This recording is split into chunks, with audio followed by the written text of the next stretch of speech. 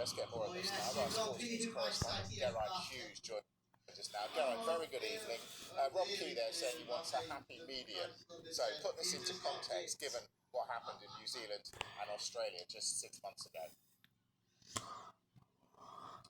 Listen, Mike, you just explained there, the details are quite thick, but we know that Ben Stokes and Gus Atkinson were out in the early hours of this morning after the conclusion of the first test yesterday in a nightclub, and that some sort of incident has taken place.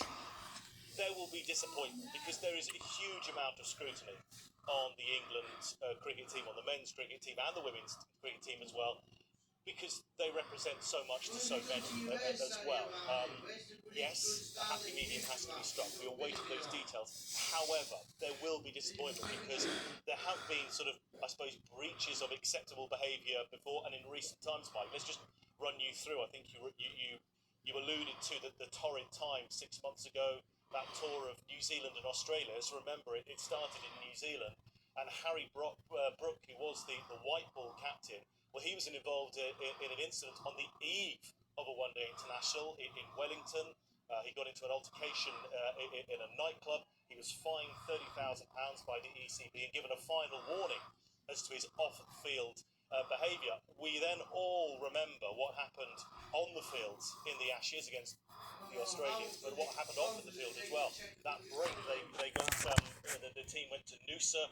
Of course, up on the Brisbane, on the Sunshine and the Gold Coast, to have a break away from cricket. The social media video that emerged of Ben Duckett, where he appeared to be intoxicated, also as well as several of the players drinking out in the open public areas where they could be seen. Yes, they were on a break, but there's the image of the England cricket team as well there. So a couple of incidents, recent incidents as well, Mike, which will mean that what has happened this evening, the news emerging this evening, however it turns out the details, the fact this statement has been released by the ECB is going to be nothing but disappointment for the hierarchy of the ECB, and I'm sure for Rob Key as well.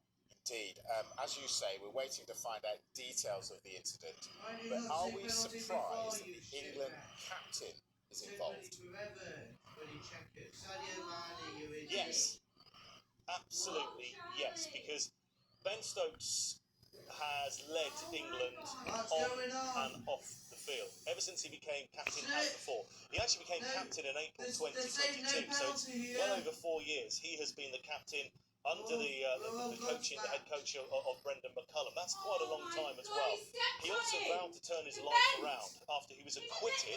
Let's make that clear. He was acquitted of a fray at Bristol Crown Court in 2018. The incident that related to that trial actually happened in 2017, but he was acquitted in the Crown Court system in 2018 of a fray. But he vowed to turn himself around as an individual. He was a major, integral part of England winning the one-day white ball 50 over World Cup in 2019. Who could forget that final against New Zealand at Lord's in 2019? Then was made the Test captain when Joe Root left that role, and for well over 4 years now he's been in charge, and he set exacting standards on the pitch but also off the pitch as well. He's been very open about for example, his mental health and how he lives as well, but he's expected high standards on the pitch and off the pitch as well. So the simple answer to this question is, yes, it is a surprise that Ben Stokes is involved in this breach of team protocols, but we await the exact details of exactly what happens in the early hours of this morning.